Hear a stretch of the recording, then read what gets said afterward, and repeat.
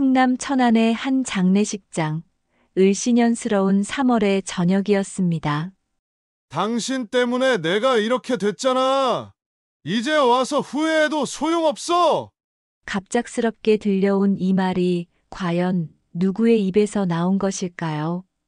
그리고 이 말의 진짜 의미는 무엇일까요? 장례식장 안은 깊은 슬픔에 잠겨 있었습니다.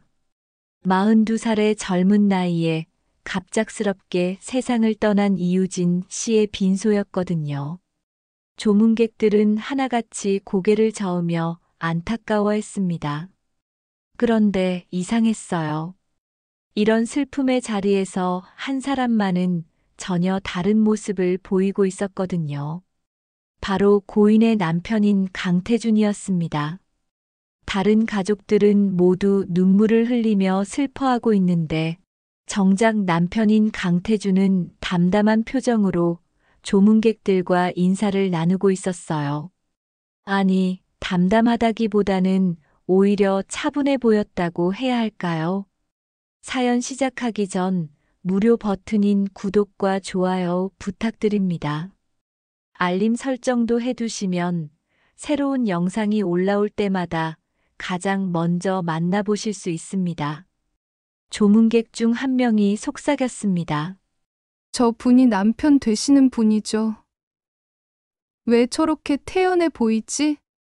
맞아요. 아무리 그래도 결혼한 지 1년도 안 된 신혼부부인데.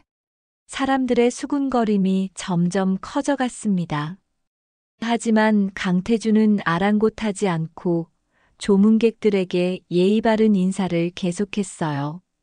그때 고인의 언니인 이수경이 강태준에게 다가왔습니다. 제부, 유진이가 쓰러졌을 때 어디 계셨어요? 강태준이 잠시 멈춰서더니 대답했습니다. 산책을 나갔었어요. 밤 공기가 좋아서 자주 나가곤 했거든요. 밤 11시에 산책을요? 네, 그 시간대가 조용해서 좋더라고요. 수경의 눈빛이 예리해졌습니다. 뭔가 이상하다는 생각이 들었거든요. 그런데 더 이상한 일이 벌어졌어요. 강태준이 장례를 2일장으로 치르겠다고 발표한 겁니다. 보통 3일장으로 치르는 게 일반적인데 말이죠. 제부, 왜 이렇게 서둘러요? 유진이 친구들도 아직 소식을 못 들은 사람들이 많은데. 아내가 오래 누워있는 걸 원하지 않을 거예요. 깔끔하게 보내드리는 게 좋겠어요.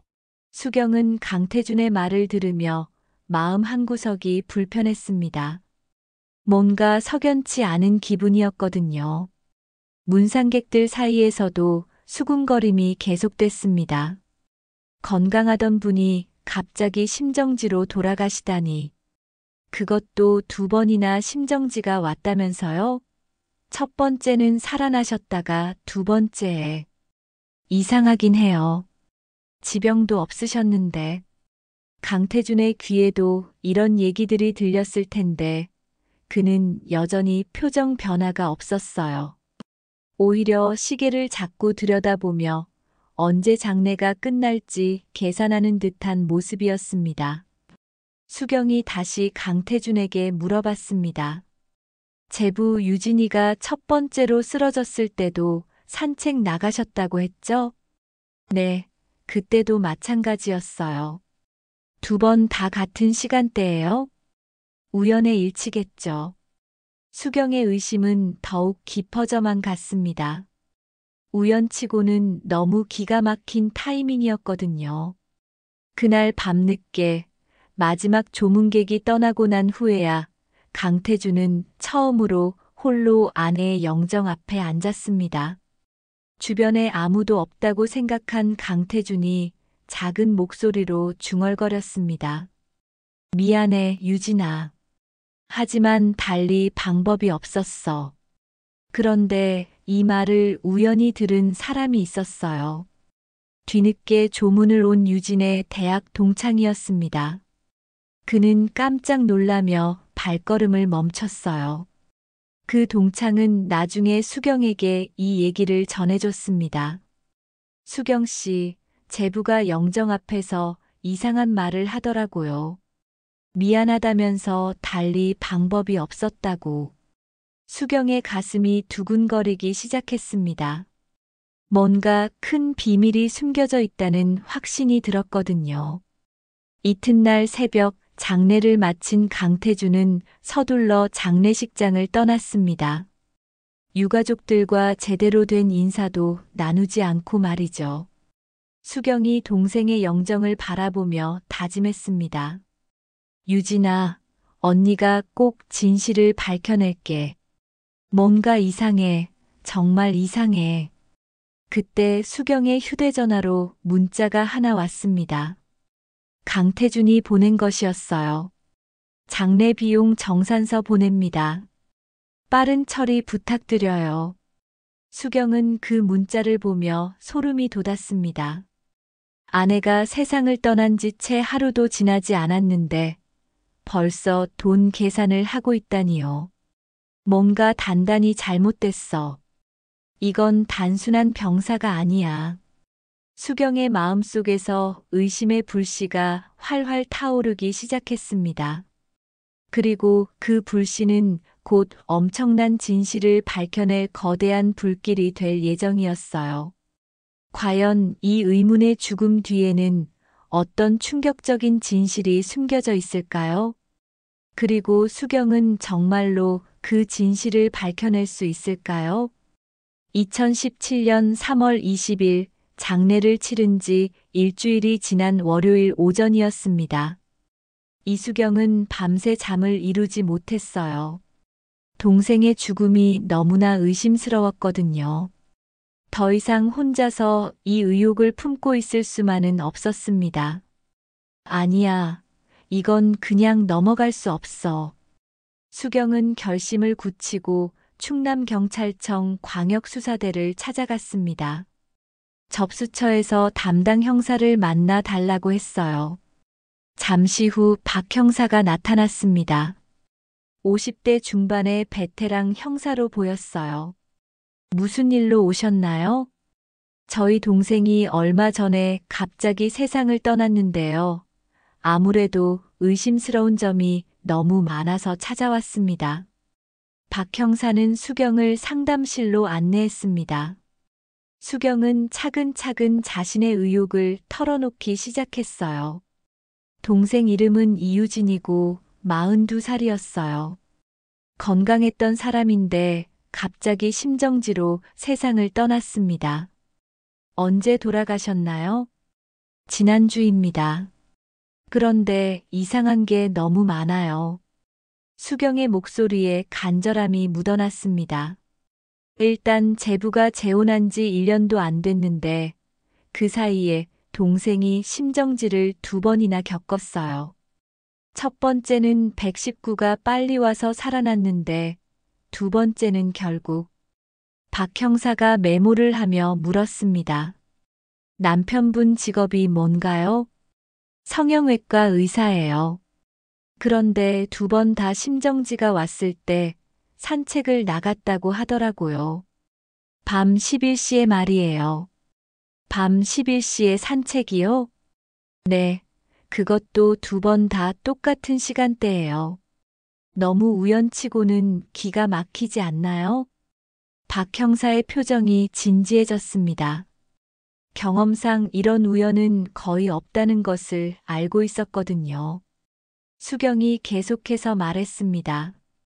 그리고 장례식 때 제부 모습이 정말 이상했어요. 다른 사람들은 다 울고 슬퍼하는데 정작 남편인 제부는 태어나기 그지없더라고요. 슬퍼하지 않았다는 말씀이신가요? 네, 오히려 빨리 장례를 끝내려고 하더라고요. 이 일장으로 하겠다고 해서 우리가 말렸는데도 박 형사는 점점 흥미를 보이기 시작했어요. 혹시 다른 이상한 점은 없었나요? 119 대원들이 첫 번째 심정지 때 와서 하는 말이 동생 팔에 주사 자국이 있더래요. 보통은 하루 지나면 없어지는데 막 맞은 것 같다고. 주사 자국이요? 네, 그리고 제부가 대학 동창한테 들킨 얘기인데 영정 앞에서 혼자 중얼거렸대요. 미안하다면서 달리 방법이 없었다고. 박 형사가 펜을 놓고 수경을 똑바로 쳐다봤습니다. 신고인께서 보시기에는 이게 단순한 병사가 아니라고 생각하시는 건가요? 네, 저는 제부가 뭔가 했다고 생각해요. 너무 의심스러워요. 그때 박 형사의 휴대폰이 울렸습니다. 다른 사건 관련 전화였어요. 잠깐 전화를 받고 온 박 형사가 말했습니다. 일단 자세한 내용을 더 들어보죠. 피해자분과 제부의 관계는 어땠나요? 제부 말로는 성격 차이가 있었다고 하더라고요. 그런데 이게 또 이상한 게 동생이 제부 빚도 다 갚아주고 병원까지 차려줬거든요. 병원을 차려줬다고요? 네, 제부가 이전에 의료사고로 망했었나 봐요. 그래서 동생이 당진에 병원 차려주고 결혼했는데 1년도 안 돼서 이런 일이. 박 형사는 점점 심각한 표정이 됐습니다. 동기가 보이기 시작했거든요. 혹시 제부가 다른 여자가 있었다든지. 그건 모르겠어요. 하지만 돈 문제는 분명히 있었을 것 같아요. 이혼하면 동생이 투자한 돈을 다 돌려달라고 할 테니까. 그렇다면 경제적 동기가 있을 수 있겠네요. 수경의 눈에서 눈물이 흘렀습니다. 형사님, 제발 우리 동생 억울함을 풀어주세요. 이렇게 허무하게 떠날 사람이 아니에요. 박 형사가 수경의 어깨를 토닥였습니다. 걱정 마세요. 일단 사건으로 접수하고 자세히 들여다보겠습니다. 정말요? 네, 의심스러운 점이 너무 많아요. 특히 의사라는 직업과 연관해서 생각해보면. 그때 수경이 가방에서 뭔가를 꺼냈습니다. 이거 제부가 보낸 문자예요. 장례 끝나자마자 바로 비용 정산하라고. 박 형사가 휴대폰을 보더니 혀를 찼습니다. 이거 참 냉정하네요. 보통 사람이라면 이런 문자를 바로 보낼 수가 없는데. 그러게요. 저도 소름이 돋더라고요. 박 형사는 메모를 정리하며 말했습니다. 일단 부검 결과부터 다시 확인해보고 제부 동선과 병원 관련 자료들을 조사해 보겠습니다. 감사합니다, 형사님. 정말 감사해요. 수경은 안도의 한숨을 내쉬었습니다. 드디어 동생의 억울한 죽음을 조사해 줄 사람을 만난 거예요. 박 형사가 마지막으로 물었습니다. 혹시 제부가 수상한 행동을 더 보인 적은 없나요? 아, 맞다. CCTV를 확인해 보셨으면 좋겠어요. 제부가 산책 나갔다는 시간대 말이에요. 왜요? 뭔가 이상했을 것 같아서요. 정말 산책인지. 박 형사는 고개를 끄덕였습니다. 그것도 확인해 보겠습니다. 신고해 주셔서 고맙습니다. 수경이 경찰서를 나오면서 하늘을 올려다봤습니다. 유진아, 이제 언니가 진실을 밝혀낼 거야. 조금만 기다려. 그런데 이때 수경은 몰랐어요. 자신이 신고한 이 사건이 얼마나 충격적이고 잔인한 진실을 숨기고 있는지를. 박 형사도 아직은 몰랐어요.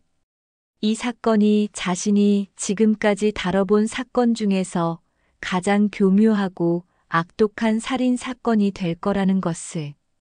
과연 경찰은 이 의혹스러운 죽음의 진실을 밝혀낼 수 있을까요? 그리고 강태준에게는 정말로 숨겨진 비밀이 있을까요? 신고 접수 이틀 후 박 형사는 본격적인 수사에 착수했습니다. 뭔가 냄새가 나는데 이건 단순한 병사가 아니야. 박 형사는 먼저 강태준의 과거 행적부터 조사하기 시작했어요. 의사라는 직업과 연관해서 볼 때 뭔가 석연치 않은 부분들이 너무 많았거든요. 컴퓨터를 켜고 강태준의 신상 정보를 검색해 보니 충격적인 사실들이 줄줄이 나왔습니다. 이게 뭐야? 의료사고만 벌써 3건이네. 기록을 보니 강태준은 2000년대 중반부터 문제가 많았던 의사였어요. 서울 압구정과 청담동에서 성형외과를 운영했지만 온갖 문제에 휘말렸던 거죠. 첫 번째는 보험 사기였습니다. 보험 사기 일당들에게 돈을 받고 허위로 진단서와 입퇴원 확인서를 발급해 주다가 적발된 거예요. 아니, 의사가 이런 짓을 하다니. 박 형사가 혀를 차며 계속 기록을 살펴봤습니다. 더 심각한 건 그 다음이었어요. 프로포폴 과다 투약으로 환자를 사망하게 한 의료사고였습니다. 업무상 과실치사로 벌금 1천만 원을 받았더라고요. 환자가 죽었는데 벌금만? 이상하네. 그런데 여기서 끝이 아니었습니다. 탈세까지 걸려서 1억 5천만 원을 추징당한 기록도 있었어요. 박 형사는 동료 형사에게 말했습니다. 이 의사 완전히 문제가 많네. 이런 놈이 또 사람 죽였을 수도 있어.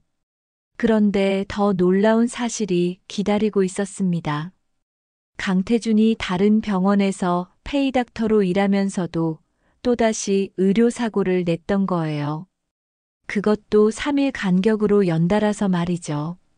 첫 번째는 시술 중 환자에게 상해를 입힌 사고였고, 두 번째는 또 프로포폴 과다 투약으로 환자를 사망하게 한 사고였습니다. 박 형사는 기록을 보며 소름이 돋았습니다. 프로포폴로 사람 죽이는 걸 2번이나? 이건 우연이 아니야. 그때 박 형사의 휴대폰이 울렸습니다. 부검을 담당했던 의사로부터 온 전화였어요. 형사님, 부검 결과 재검토해 봤는데 이상한 점이 있어요. 뭐가 이상한가요? 심정지로 사망한 게 맞긴 한데 혈액에서 미량의 이상한 성분이 검출됐어요. 처음에는 놓쳤는데 자세히 보니까 어떤 성분이요? 근이완제 성분이에요. 보통 수술할 때 쓰는 건데 이게 과량 투입되면 호흡마비로 이어질 수 있거든요. 박 형사의 눈이 번뜩였습니다. 그럼 이게 살인일 수도 있다는 얘기인가요?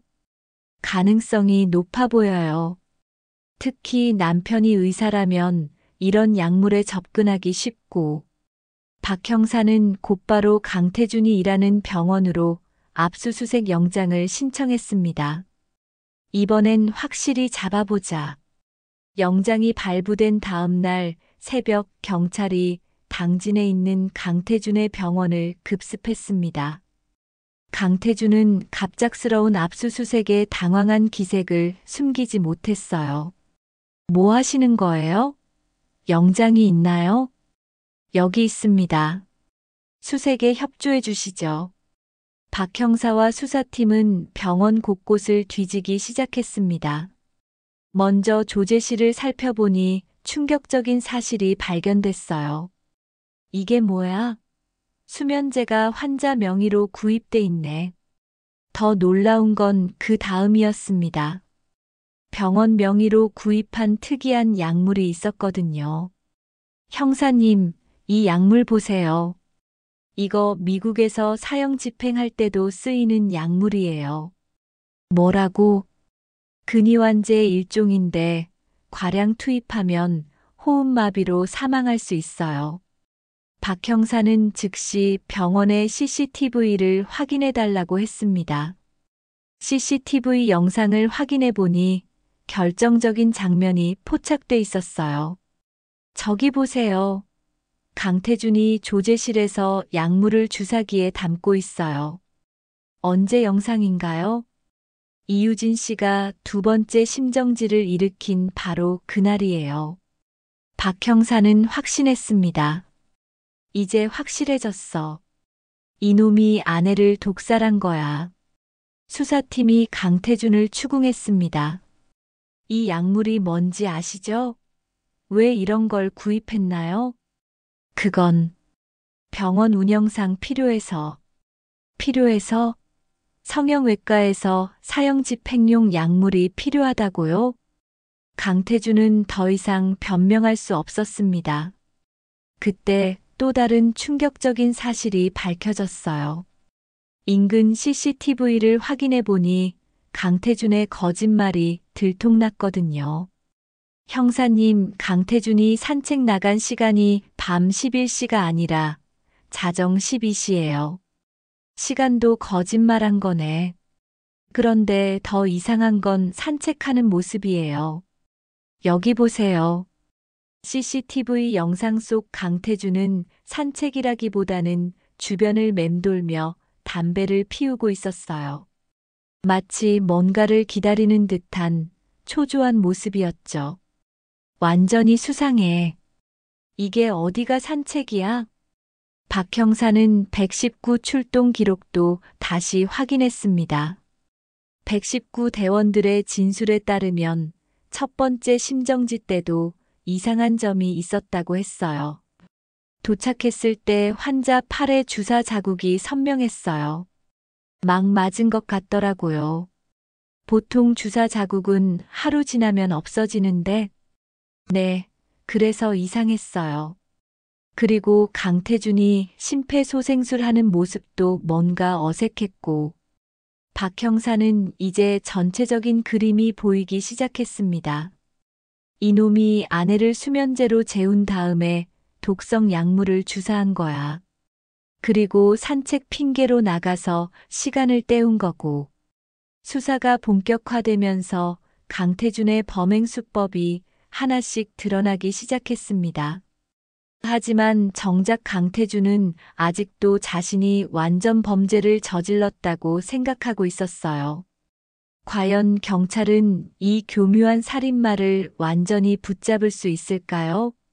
그리고 강태준에게는 또 어떤 충격적인 비밀이 숨겨져 있을까요? 압수수색이 끝난 후 박 형사는 강태준의 과거를 더 깊이 파헤치기 시작했습니다. 이놈 과거가 이렇게 더러운데 지금 사건도 우연일 리 없어. 수사팀 회의실에서 박 형사는 동료들과 함께 강태준의 행적을 정리하고 있었어요. 자, 정리해보자. 강태준은 명문대 출신의 서울 압구정, 청담동에서 성형외과를 운영했던 엘리트 의사였어. 그런데 어떻게 이렇게 됐을까요? 문제는 2000년대 중반부터 시작됐어. 보험 사기부터 시작해서 의료사고, 탈세까지. 박 형사가 자료를 넘기며 계속 설명했습니다. 특히 프로포폴 과다 투약으로 환자 2명을 죽였어. 그런데 이상한 건 벌금형만 받고 끝났다는 거야. 운이 좋았나 봅니다. 운이라기보다는 뭔가 변명할 구석이 있었던 것 같아. 의료사고로 포장됐으니까. 그런데 더 중요한 건 경제적 상황이었습니다. 이 모든 사건들로 인해 강태준은 병원을 폐업하게 됐어요. 게다가 전 부인과 이혼하면서 매달 자녀 양육비로 800만 원씩 지급하게 됐거든요. 800만 원씩이요? 그럼 상당한 부담이었겠네요. 맞아. 그래서 다른 병원에서 페이닥터로 일했는데 거기서 또 사고를 쳤어. 박 형사는 강태준이 페이닥터로 일하던 시절 기록을 펼쳤습니다. 3일 간격으로 의료사고를 2번 냈어. 첫 번째는 시술 중 환자 상해, 두 번째는 또 프로포폴 과다 투약으로 환자 사망. 또 프로포폴이요? 그래, 이놈은 프로포폴로 사람 죽이는데 전문가야. 그리고 이 사건들로 형사고소에 민사소송까지 휘말렸어. 박 형사의 동료가 물었습니다. 그럼 그때 경제적으로 완전히 바닥났겠네요? 맞아. 빚더미에 앉게 된 거지. 그때 결혼정보업체를 통해서 이유진을 만난 거야. 이유진은 당진에서 꽤 부유한 집안 출신이었습니다. 성형외과 의사와 결혼한다니까 기뻐했던 거죠. 유진 씨 가족들 말로는 강태준이 당진에 성형외과가 없다면서 자기가 병원을 차려주겠다고 했대요. 완전히 계획적이었네요. 그래, 2016년 7월에 결혼하고 바로 병원 개원 준비에 들어갔어. 인테리어부터 장비까지 전부 유진 씨 돈으로. 그런데 놀라운 건 병원이 정말 잘 됐다는 거였어요. 2016년 9월에 개원했는데 몇 달 만에 대박이 났어요. 당진에 처음 생긴 성형외과라 환자들이 몰렸거든요. 그럼 경제적으로 해결됐을 텐데 왜? 박 형사는 이유진의 언니 수경과 다시 면담을 가졌습니다. 수경 씨, 제부와 동생 사이에 갈등이 언제부터 시작됐나요? 병원이 잘 되기 시작하면서부터였어요. 처음에는 고마워했는데 나중에는 오히려 자기가 성공한 것처럼 행동하더라고요. 어떤 식으로요? 동생을 무시하기 시작했어요. 자기가 의사니까 더 똑똑하다면서. 그리고 제부 어머니를 모시고 살게 됐는데 고부 갈등이 심했어요. 시어머니와의 갈등이요? 네, 제부가 어머니 편만 들면서 동생을 괴롭혔어요. 동생이 얼마나 힘들어했는지. 박 형사는 점점 강태준의 동기가 보이기 시작했습니다. 그럼 이혼을 생각했을 수도 있겠네요. 동생이 한두 번 이혼 얘기를 꺼낸 적이 있어요. 하지만 제부가 완강히 반대했대요. 왜 반대했을까요?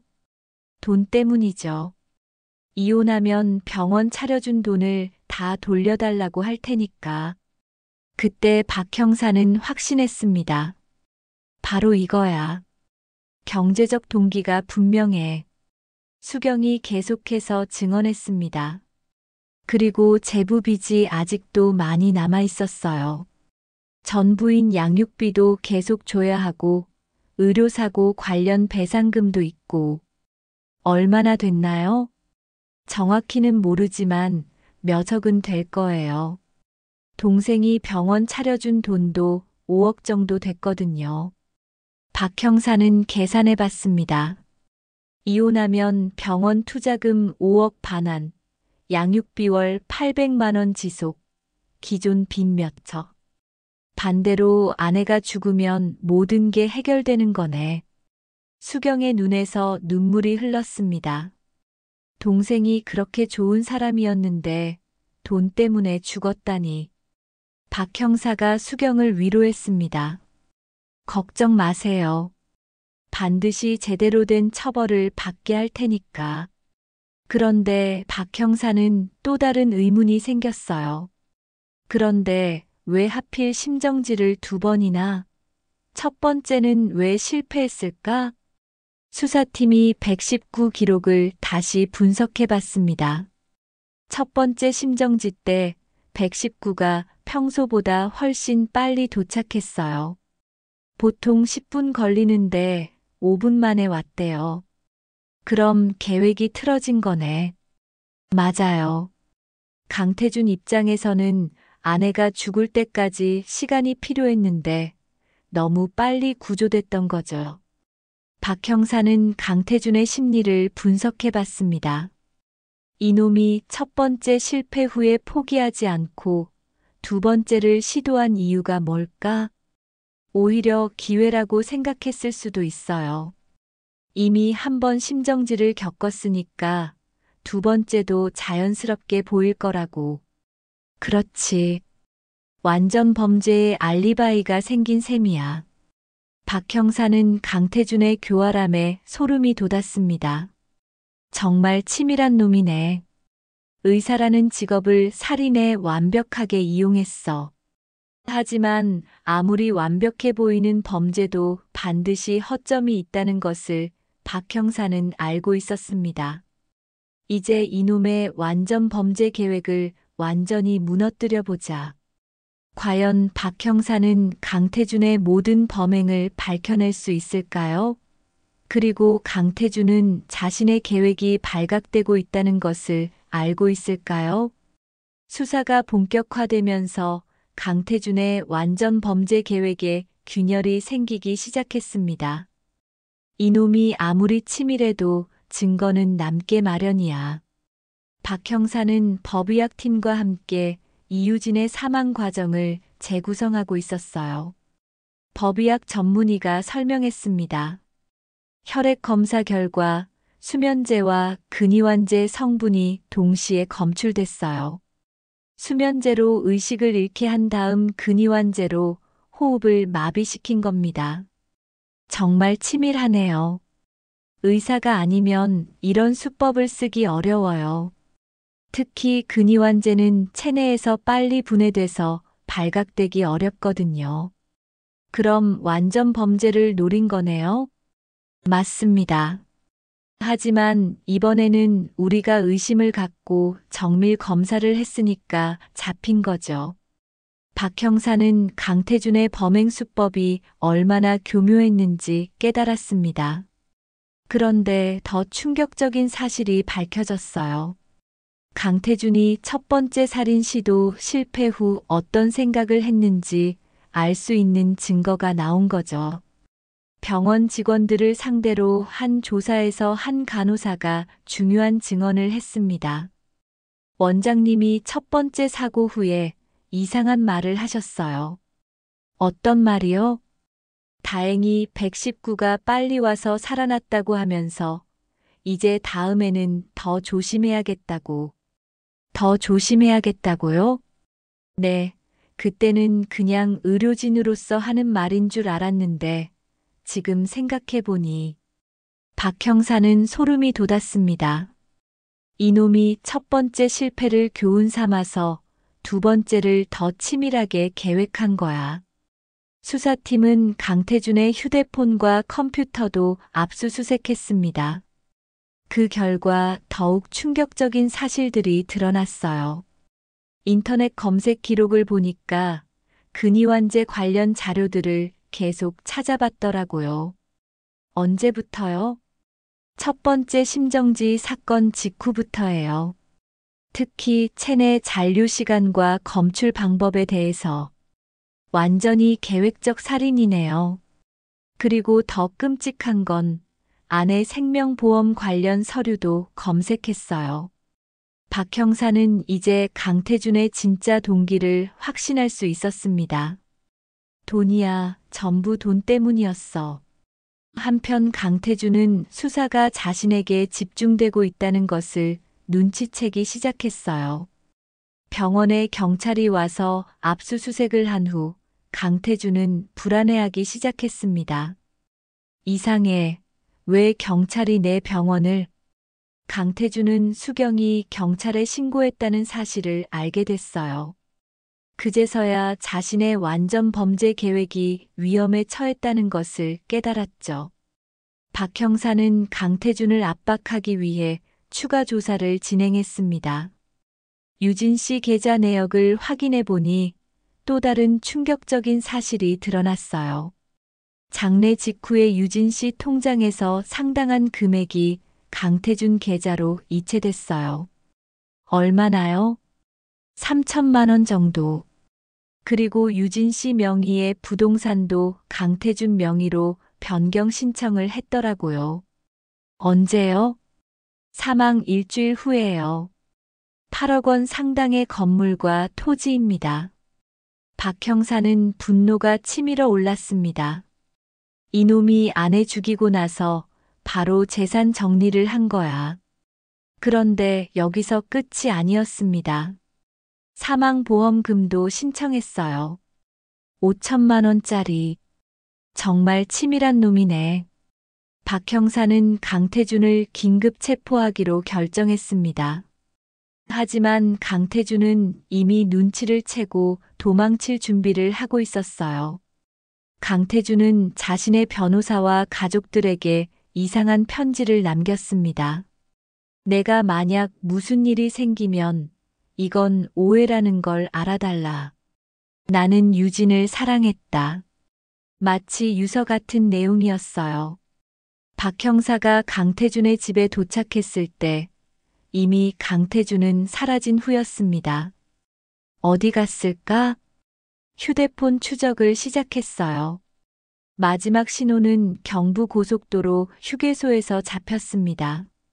박 형사는 즉시 현장으로 달려갔어요.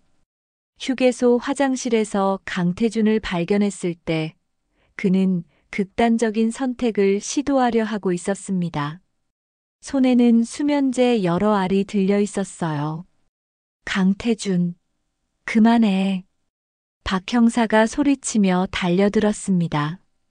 강태준은 체포되면서 처음으로 무너졌어요. 모든 게 끝났어. 내 인생은 끝났다고. 박 형사가 수갑을 채우며 말했습니다.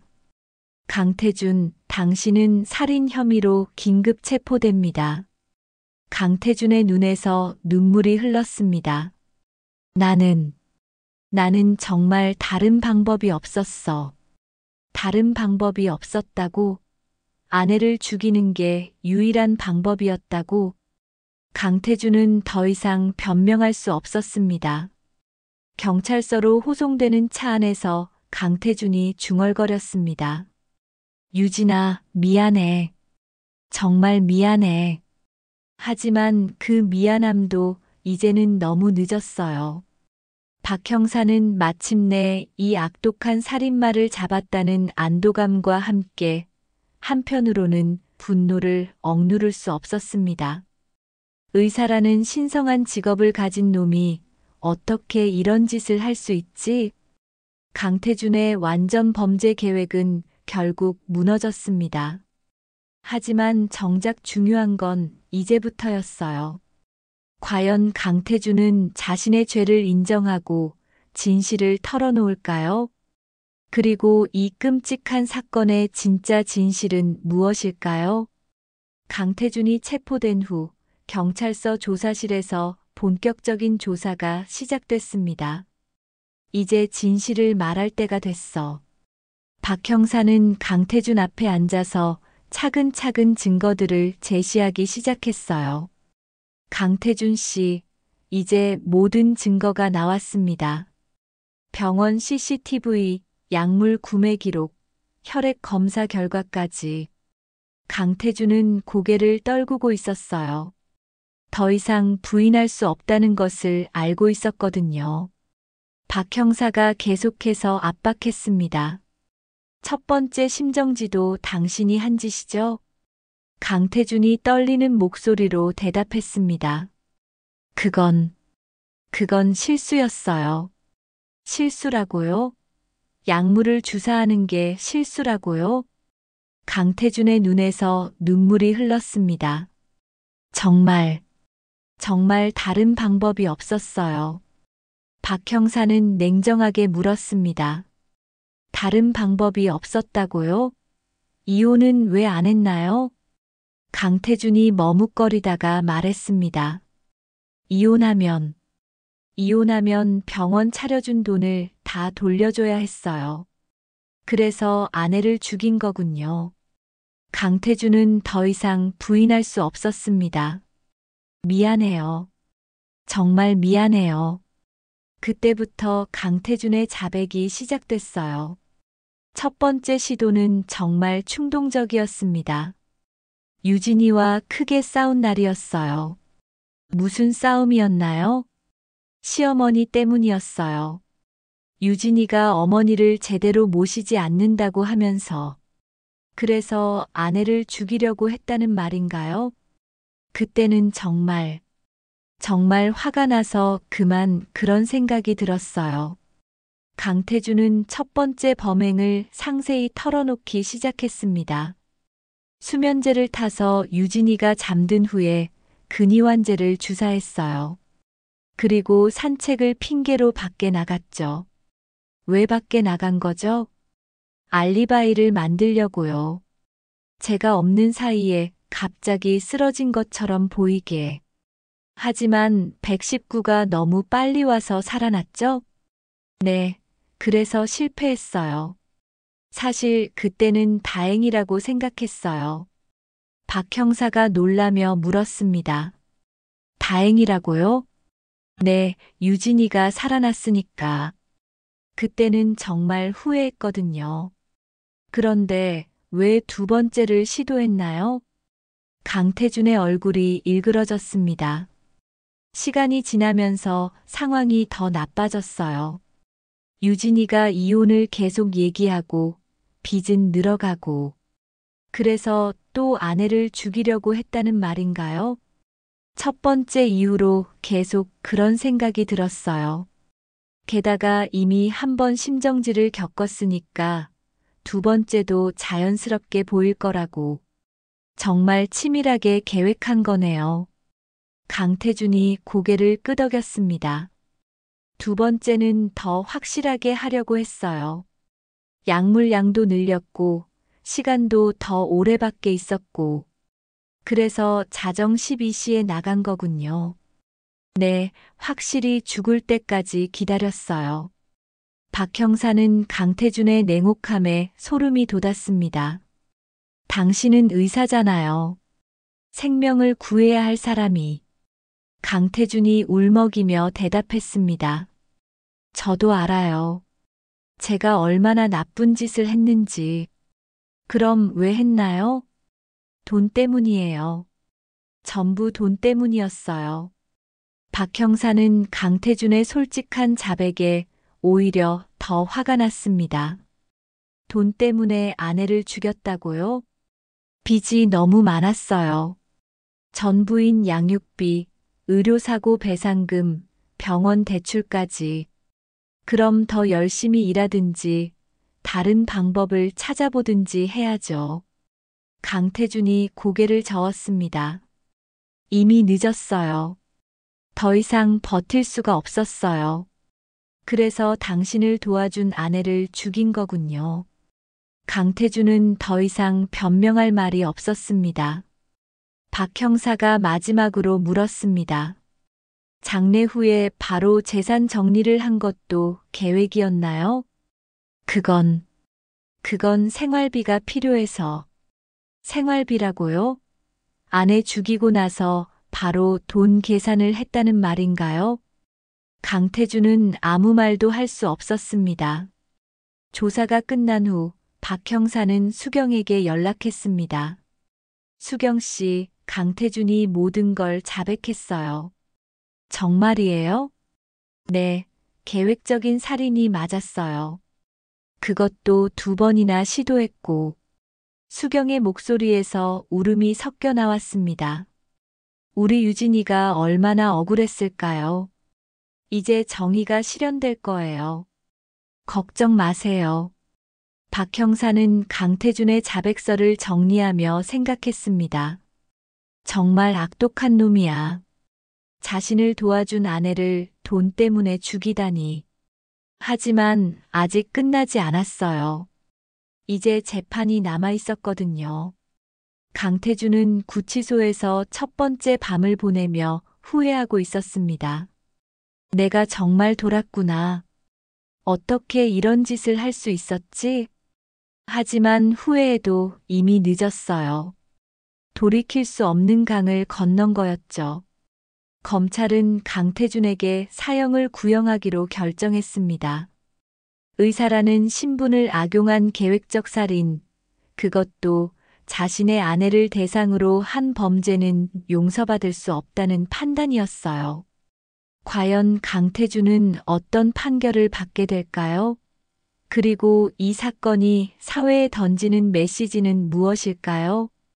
강태준의 재판이 시작된 날, 법정은 많은 사람들로 붐볐습니다. 오늘 정의가 실현될 거예요. 이수경은 검은 옷을 입고 방청석에 앉아 있었어요. 동생의 억울한 죽음이 마침내 세상에 알려지는 날이었거든요. 김 검사가 일어서서 공소장을 낭독하기 시작했습니다. 피고인 강태준은 2017년 1월과 3월 두 차례에 걸쳐 자신의 아내 이유진을 살해하려 했으며 두 번째 시도에서 결국 살해에 성공했습니다. 법정이 숨소리조차 들리지 않을 만큼 조용해졌어요. 김 검사가 계속해서 말했습니다. 피고인은 의사라는 직업적 특성을 악용하여 수면제와 근이완제를 이용한 계획적 살인을 저질렀습니다. 강태준은 피고인석에서 고개를 숙이고 있었어요. 재판장이 강태준에게 물었습니다. 피고인, 공소 사실을 인정합니까? 강태준이 떨리는 목소리로 대답했습니다. 네, 인정합니다. 방청석에서 작은 탄식이 들려왔어요. 김 검사가 본격적인 논고를 시작했습니다. 피고인은 히포크라테스 선서를 한 의사로서 무엇보다 생명을 소중히 여겨야 할 사람이었습니다. 그런데 어떻게 했습니까? 김 검사의 목소리에 분노가 섞여 있었어요. 자신을 도와 병원까지 차려준 아내를 돈 때문에 살해했습니다. 그것도 2번이나 시도했습니다. 강태준의 변호사가 일어서서 반박했습니다. 피고인은 심한 우울증과 경제적 압박에 시달리고 있었습니다. 순간적인 충동이었을 뿐입니다. 하지만 김 검사는 단호하게 반박했어요. 충동이라고요? 첫 번째 실패 후 인터넷으로 약물을 검색하고 두 번째를 더 치밀하게 계획한 게 충동인가요? 증거가 하나씩 제시될 때마다 강태준의 죄상이 더욱 분명해졌습니다. 특히 병원 CCTV 영상이 공개됐을 때는 법정이 술렁였어요. 여러분, 이 영상을 보십시오. 피고인이 조제실에서 주사기에 약물을 담고 있습니다. 화면 속 강태준은 마치 일상적인 일을 하는 것처럼 태연하게 독성 약물을 준비하고 있었어요. 이것이 충동적 범행의 모습입니까? 강태준의 변호사는 할 말을 잃었습니다. 김 검사가 더욱 날카롭게 추궁했어요. 피고인은 장례 직후 바로 피해자의 재산을 자신 명의로 돌렸습니다. 통장에서 현금을 인출하고 부동산을 명예 변경했습니다. 그리고 사망보험금까지 신청했어요. 이수경의 눈에서 눈물이 흘렀습니다. 이것이 과연 아내를 사랑했던 남편의 행동입니까? 재판장이 강태준에게 최후 변론 기회를 줬습니다. 피고인 할 말이 있습니까? 강태준이 떨리는 목소리로 일어섰습니다. 저는 정말 후회하고 있습니다. 하지만 이미 늦었어요. 유진이에게 미안합니다. 그리고 유가족 여러분께도 진심으로 사과드립니다. 수경이 방청석에서 소리쳤습니다. 사과로 우리 유진이가 돌아오나요? 재판장이 질서를 유지하라고 했지만 수경의 분노는 당연한 것이었어요. 강태준이 계속해서 말했습니다. 저도 잘못된 선택이었다는 걸 알고 있습니다. 하지만 그때는 정말 다른 방법이 없다고 생각했어요. 김 검사가 벌떡 일어섰습니다. 다른 방법이 없었다고요? 이혼이라는 정당한 방법이 있었잖습니까? 강태준은 대답할 수 없었습니다. 돈이 문제였다면 더 열심히 일하면 됐잖습니까? 왜 아내를 죽였나요? 강태준이 고개를 떨구며 말했습니다. 변명의 여지가 없습니다. 재판이 끝나고 판결을 기다리는 동안 수경은 박 형사를 만났습니다. 형사님, 정말 고생 많으셨어요. 아니에요. 당연한 일을 했을 뿐입니다. 우리 유진이가 하늘에서 보고 있을 거예요. 박 형사도 마음이 무거웠어요. 이런 일이 다시는 일어나서는 안 되죠. 일주일 후 드디어 판결이 선고됐습니다. 재판장이 엄숙한 목소리로 말했습니다. 피고인 강태준은 의사라는 신분을 악용하여 자신의 아내를 계획적으로 살해했습니다. 법정이 조용해졌어요. 특히 생명을 구해야 할 의사가 생명을 빼앗는 범죄를 저질렀다는 점에서 죄질이 매우 나쁩니다. 강태준의 얼굴이 창백해졌습니다. 하지만 피고인이 범행을 자백하고 반성하고 있다는 점을 참작하여 김 검사와 수경이 긴장했어요. 피고인을 징역 35년에 처합니다. 수경이 안도의 한숨을 내쉬었습니다. 비록 사형은 아니었지만 35년이면 강태준이 다시 사회로 나올 가능성은 거의 없었거든요. 재판이 끝난 후 수경이 법정 밖에서 기자들과 만났습니다. 동생의 억울함이 풀려서 다행입니다. 하지만 35년으로 우리 유진이가 돌아오는 건 아니죠. 수경의 목소리에 슬픔과 안도감이 섞여 있었어요. 다만 이번 일을 통해 많은 사람들이 생명의 소중함을 다시 한번 생각해 봤으면 좋겠습니다. 박 형사도 수경 곁에서 말했습니다. 어떤 이유로든 생명을 빼앗는 것은 용서받을 수 없는 범죄입니다. 강태준은 교도소로 이송되면서 마지막으로 수경을 바라봤어요. 하지만 수경은 그를 쳐다보지도 않았습니다. 이제 정말로 모든 게 끝났어요. 이유진의 억울한 죽음이 마침내 세상에 알려졌고 범인도 정당한 처벌을 받았습니다. 하지만 잃어버린 생명은 다시 돌아올 수 없었어요. 그것이 이 사건이 남긴 가장 큰 아픔이었습니다.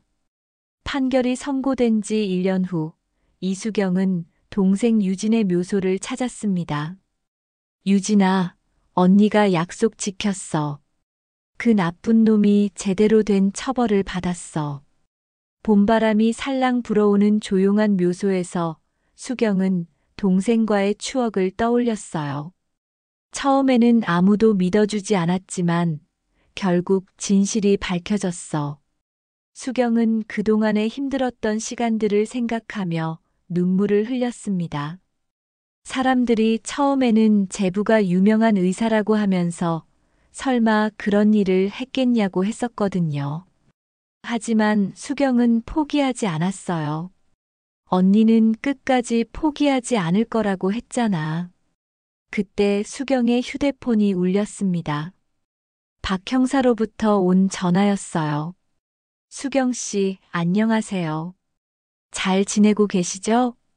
네, 형사님. 덕분에 잘 지내고 있어요.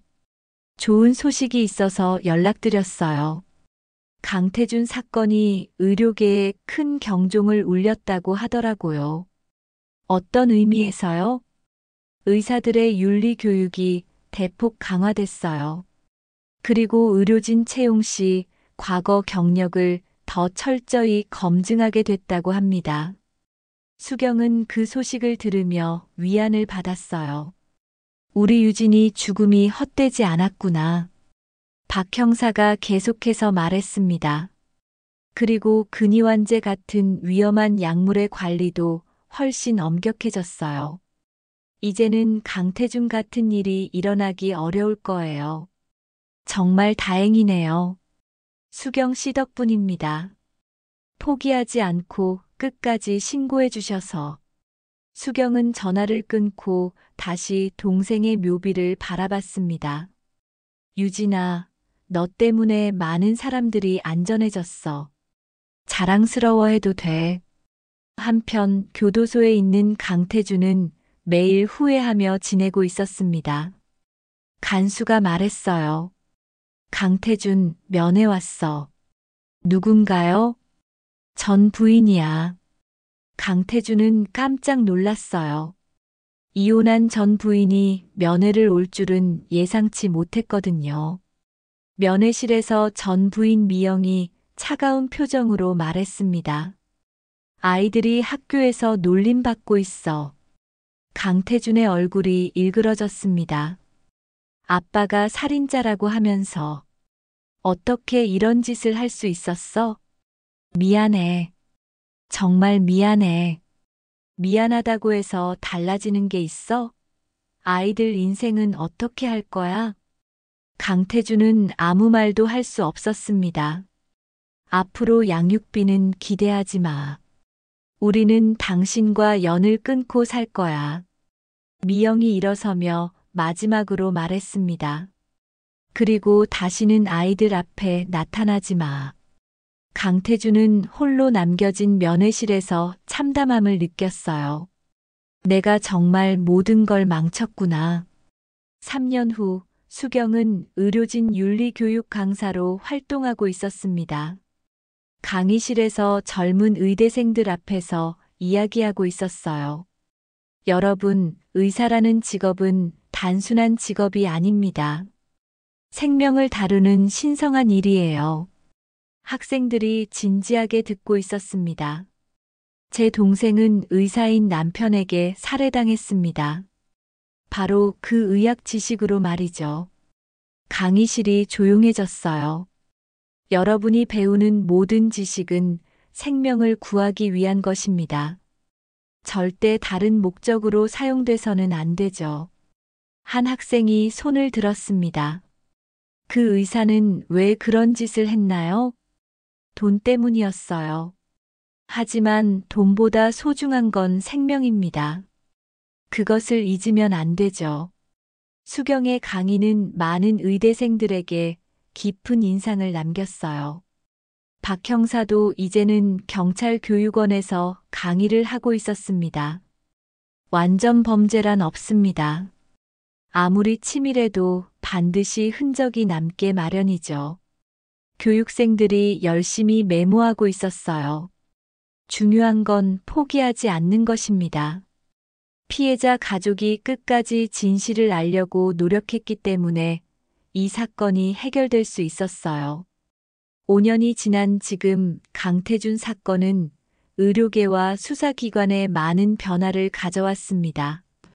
의료진 윤리 교육이 의무화됐고 약물 관리 시스템이 전산화돼서 모든 사용 내역이 추적 가능해졌어요. 그리고 가장 중요한 건 많은 사람들이 생명의 소중함을 다시 한번 깨닫게 됐다는 거였습니다. 수경은 이제 평범한 일상을 되찾았어요. 하지만 동생을 잃은 슬픔은 여전히 마음 한구석에 남아 있었죠. 그래도 동생의 죽음이 헛되지 않았다는 것만은 확신할 수 있었어요. 유진아, 고마워. 내가 있어서 세상이 조금 더 안전해졌어. 어느 봄날, 수경은 동생이 좋아했던 벚꽃길을 걸으며 생각했습니다. 악은 반드시 응징받는다. 아무리 교묘해도, 아무리 치밀해도 진실은 언젠가 밝혀진다. 그리고 선량한 사람들의 노력이 있다면 정의는 반드시 승리한다는 것을. 이것이 강태준 사건이 우리에게 남긴 가장 큰 교훈이었습니다. 하늘에서 이유진도 언니의 노력과 세상의 변화를 보며 미소 짓고 있을 거예요. 정의는 늦을 수 있지만 절대 사라지지 않는다는 것을 보여준 사건이었죠.